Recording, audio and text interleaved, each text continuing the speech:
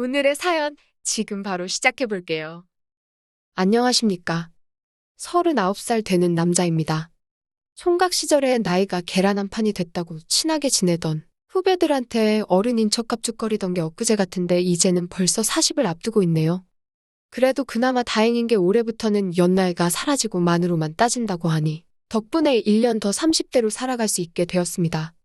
와이프랑 결혼을 제가 33살에 했어요. 조금 더 젊음을 만끽하고 싶었는데 그때는 여자친구도 아니고 몇 번 만나기만 했던 사이였던 와이프가 난데없이 우리 첫째를 가지는 바람에 후다닥 결혼을 하게 되었습니다. 우여곡절이 많았지만 결국 결혼을 하는 걸로 이야기를 하게 되었습니다. 아내나 저나 솔직히 좀 놀던 가닥이 있어서 그 소식을 들었을 때 턱끝까지 그 아이가 내 아이라는 증거가 있느냐고 따져묻고 싶었습니다. 하지만 저도 와이프 말고도 만나던 사람이 여러 명 있었듯이 아내도 당시에 저 말고 만나던 사람이 여러 명 있었을 거예요. 그런데 그 와중에 제가 뭐라고 저를 애 아빠로 고르겠나요? 태어난 첫째는 지금은 세상 그 무엇과도 바꿀 수 없는 제 보물 1호입니다. 눈, 코, 입기 다 저를 빼다 박았고 제 아이가 확실합니다. 아무튼 좀 더 젊음을 즐기지 못하고 품절남이 되어버린 게 아쉽기는 했습니다. 놀 만큼 놀았다고 생각했는데 막상 결혼하고 나서 한 가정의 가장이 되고 나니까 노는데 끝이 어디 있었나 하는 생각이 들더라고요. 제가 결혼을 일찍 한 건 아니라고 생각하는데 또 주변에 결혼 안 한 친구들이 가득하니 지들끼리 좋은데 가면 저는 가정이 있는 사람이라며 따로 두고 다니고 해서 아쉽기만 잔뜩 아쉬웠습니다. 특히 그런 마음이 아내가 만삭이 되고부터는 더 심했지요. 제가 암만 고프다고 한들 곧 출산 앞두고 있는 아내한테 그런 무리한 부탁도 하고 싶지는 않았지요. 그러다가 와이프가 듣던 중 반가운 소리를 하는 겁니다. 출산일이 다가오면서 저는 당시에 회사 일이 바빠서 야근도 잡고 그랬으니 와이프가 예정일 한 달 전부터는 친정에 가 있고 싶다고 하더라고요. 속으로는 노래가 절로 나오고 빵빠레가 펑펑 터지고 있었는데 아쉽고 미안한 척 잔뜩 연기를 하면서 아내한테 옆에 지켜주고 싶었는데 일이 바빠서 미안하다는 식으로 말을 했습니다. 아내는 대번에 제가 연기하는 거 알고는 쓸데없는 짓 할 생각일랑 하지 말고 집에나 얌전히 있으라고 하더라고요. 아내는 이미 제 머리 꼭대기 위에 올라가 있었습니다. 하지만 제가 누구겠습니까? 불굴의 한국인, 의지의 한국인 아니겠어요. 아내가 처가로 떠난 날부터 해서 곧바로 친구들, 특히 아직 결혼을 안 해서 즐겁게 놀러 다니며 아직도 청춘을 불태우고 있을 후배들이나 친구들에게 연락을 돌렸습니다. 나는 앞으로 한 달은 자유라고요. 제 친구 중에서 제 아내랑 잘 아는 친구가 한 명 있는데 그 친구가 걱정하면서 물어보더라고요. 자유가 된 건 알겠는데 어떻게 아내를 속여서 밖으로 나올 거냐고요. 와이프가 전화하면 전화 받아야 하고 괜히 전화 못 받으면 걸리고 그러는 거 아니냐고 걱정하는데 그건 다 방법이 있고 생각이 있으니까 걱정 말라고 했습니다. 아내가 첫째 가지고 있을 동안에는 밤잠이 엄청 많아졌어요. 그래서 한번 잠들면 잘 일어나지도 않았고 다른 건 몰라도 한두 번 정도는 저도 자느라 전화를 못 받았다는 식으로 잘 넘어갈 수 있을 거라 생각했습니다. 그래봐야 저도 직장 다니고 하느라 매일같이 밤새 놀 수 있던 상황이 아니기 때문에 아내가 자리를 비운 한 달 사이 있을 열흘도 안 되는 불금과 불토만 어떻게 잘 넘기자 하는 생각이었어요. 아내도 막상 친정에 도착한 순간부터는 안심이 되는 건지 편한 건지 저녁 시간에 밥 먹었냐 물어보는 것 말고는 별로 연락이 없었어요. 새벽에 갑작스럽게 연락을 했던 적이 있는데 그때는 주말이 아니라 평일 새벽이어서 잠에서 덜 깬 목소리로 무슨 일이냐 전화를 받았습니다. 그래서 더 이상 의심을 하지 않는 듯 싶었지요. 그리고 대망의 첫 불금이 되었습니다. 사실 마음 같아서는 퇴근한 순간부터 계속 달리고 싶었지만 아내가 혹시나 전화를 해올 수도 있기 때문에 친구들한테는 12시가 좀 넘어서 아내랑 연락하고 아내 확실히 잠든 거 확인하고 나서 합류하겠다 설명을 했지요. 친구들 먼저 자리 잡고 놀고 있으라고요. 아내가 생각보다 늦게까지 잠을 안 자는 게 제가 의심되기는 했었나 봅니다. 핸드폰으로 친구들은 1차로 뭘 했다. 길거리 돌아다니면서 여자들 전화번호 몇 개 좀 받아놨다. 뭐 그런 식으로 연락이 무지하게 왔습니다.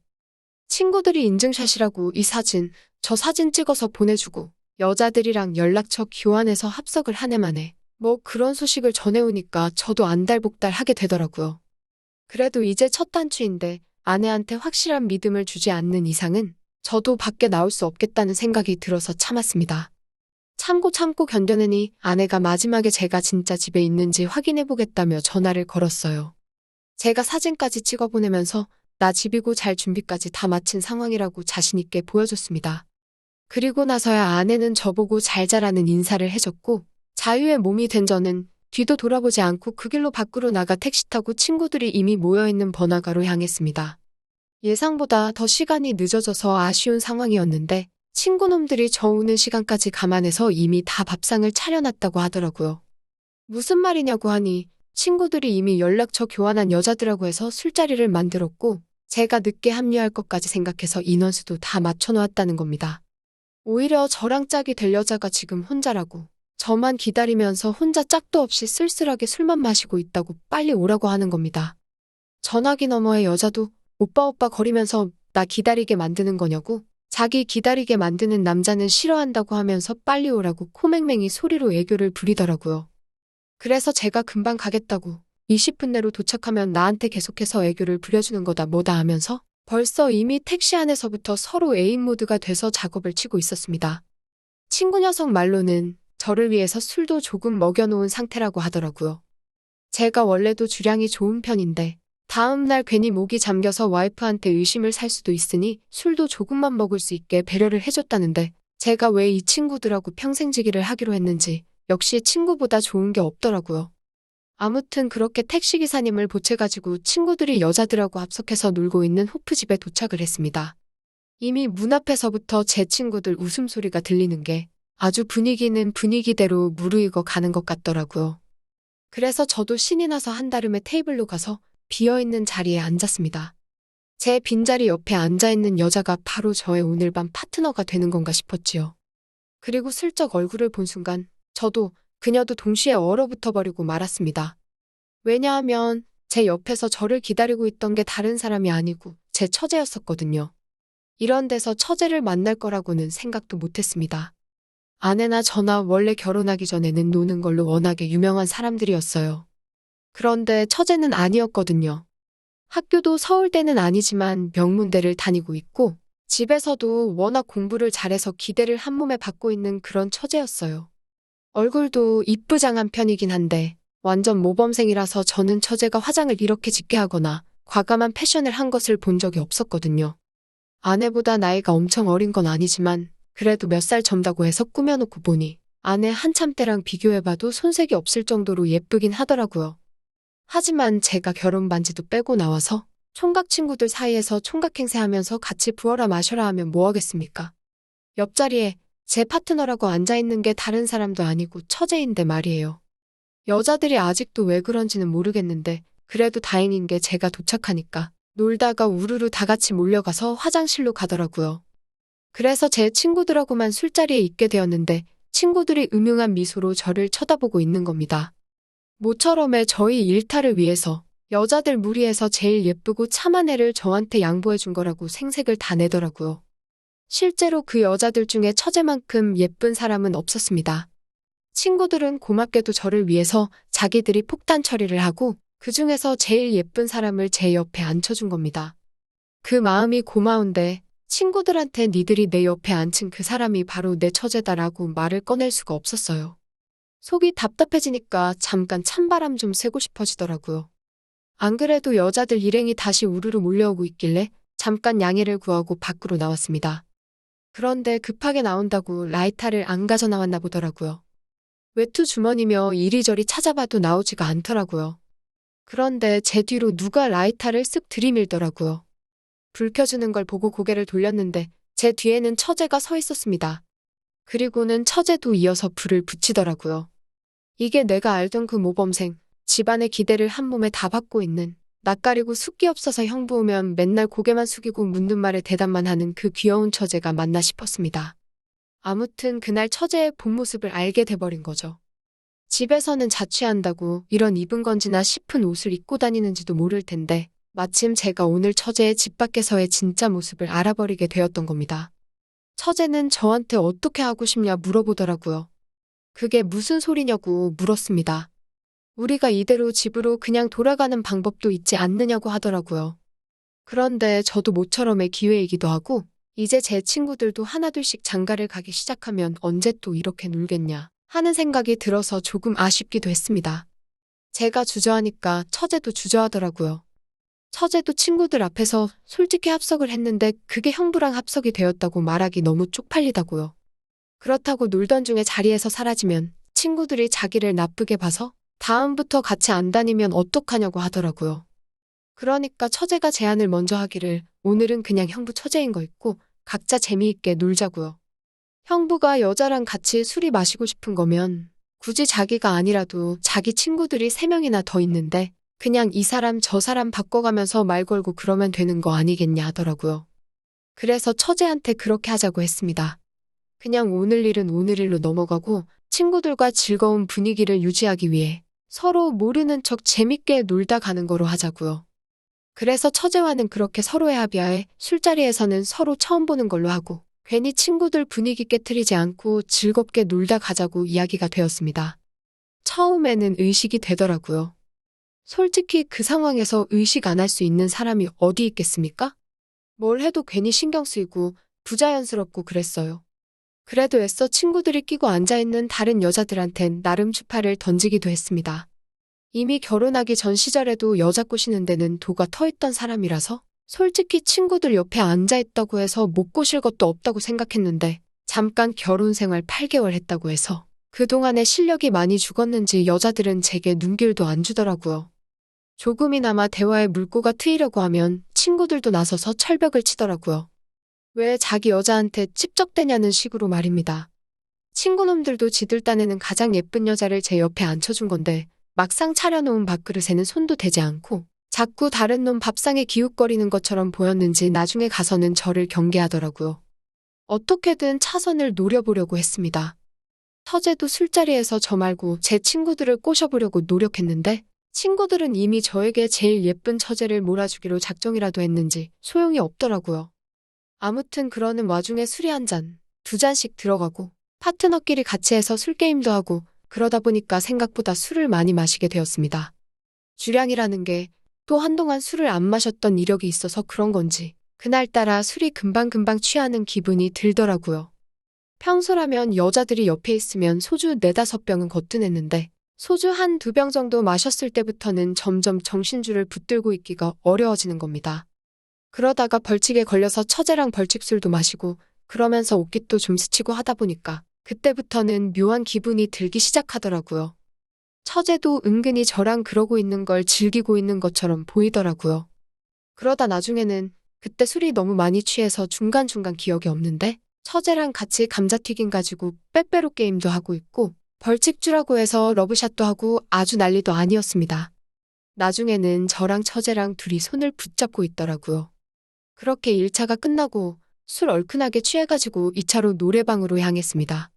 노래방 가서도 술을 진탕 마시고 그랬는데 처제가 제가 진짜 좋아하는 노래를 부르는데 달리 보이더라고요. 공부도 잘하고 얼굴도 예쁜데 거기에 노래까지 잘하다니. 술 기운 때문에 더 그랬는지 모르지만 그때 처제한테 조금 두근거림을 느꼈습니다.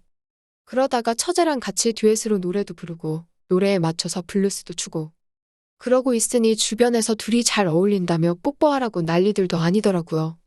그런데 처제가 완전 삐를 받은 건지 그냥 분위기만 맞춰주다가 오늘은 헤어지자고 한 약속이 무색하게 저한테 들이대는데 솔직히 처제가 그날따라 화장도 진하게 하고 스타일도 완전 다르게 하고 왔어서 저도 머릿속으로 이건 내 처제가 아니다. 그냥 오늘 처음 본 여자다 하면서 주문을 외우게 되더군요. 그렇게 처제와는 한 발자국씩 더 가까워지게 되었고 끝나지 않을 것 같던 그날 술자리가 끝나게 되었습니다. 친구들은 다 자기랑 같이 놀던 여자들 손붙잡고 좋은 곳으로 향하더라고요. 그러니 노래방 앞에서 결국 저랑 처제 이렇게 둘만 남고 말았습니다. 그런데 처제도 저도 그냥 그 자리에서 빠이빠이 하면 되는 거였는데 두 사람 다 아쉬움이 남는 건지 서로 눈치만 보고 있었더랬죠. 그러다 결국 처제와는 서로 합의하에 오늘까지만 남으로 지내자고 말하고 그렇게 다른 곳도 아니고 저희 집으로 향하게 되었습니다. 그리고 처제와는 세상 잊을 수 없는 추억을 만들게 되었지요.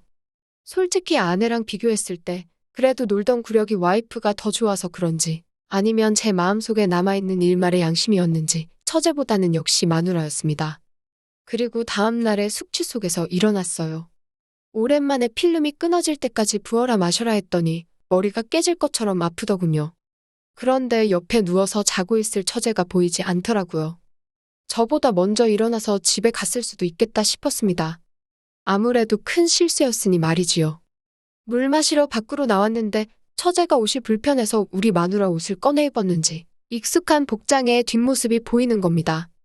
처제가 실수란 걸 깨닫고 후회하면서 집에서 달아난 줄 알았는데 오히려 편한 옷으로 갈아입고 저보다 먼저 일어나서 아침 준비를 하고 있다니. 솔직히 그때 처제랑 한동안 재밌게 지낼 수 있겠구나 하는 생각이 들었습니다.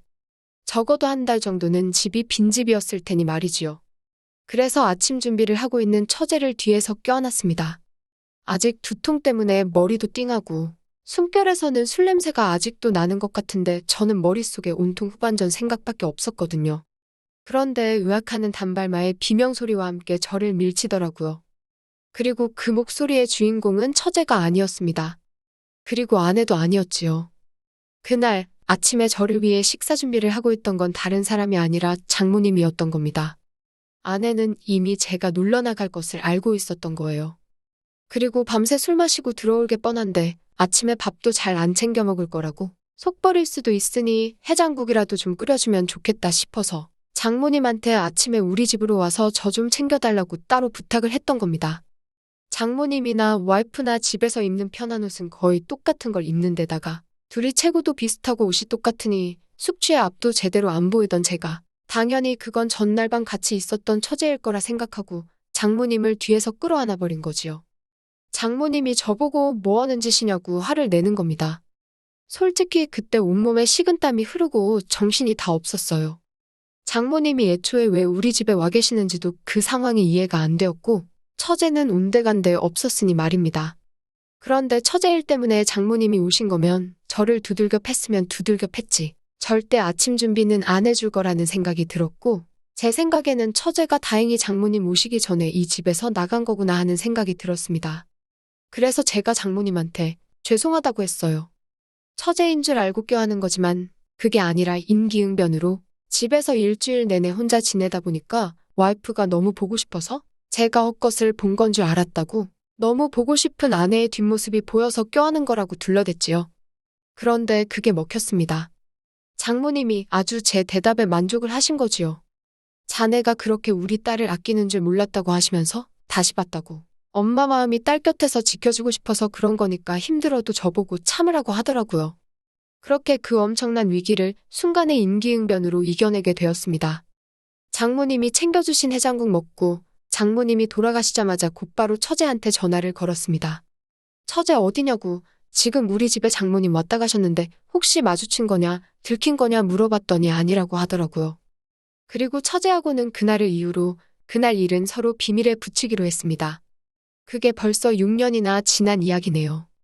처제하고는 정말 가족들 그 누구에게도 말 못할 비밀이 생겨버리고 만 것이지요. 처제도 작년에 결혼을 했습니다. 서로의 가정에서 서로가 행복하게 지내는 와중에 저희는 둘째 소식이 생기게 되었고 처제는 동서가 해외 주재원으로 3개월 파견 근무를 가게 되었거든요. 그래서 아내는 또 친정으로 가 있는 상황입니다. 친정 가 있는 아내한테 얼마 전 전화를 받았는데 처제네 집에 뭐 배달을 받을 게 있는데 여자인 처제 혼자 있는 게 신경이 쓰이니 아내가 저보고 좀 처제네 집에 가 있어 달라는 부탁을 해왔습니다. 처제 혼자 할 수 있는 거 아니냐고 거절을 했는데 아내가 치사하게 굴지 말고 좀 가달라고 성화였어요. 그래서 처제한테 내가 가도 되겠냐고 아내 모르게 물어봤는데 처제가 의미심장한 대답을 하네요. 옛날 생각도 나고 그런데 한번 놀러오지 않겠냐고요. 그때도 언니가 친정에 가 있던 때가 아니었냐며 굳이 여태까지 비밀로 간직해온 이야기를 꺼내는 겁니다. 그래서 이번 주말에 처제네 집에 다녀오게 되어 있습니다. 무슨 일이 일어날지는 모르겠네요.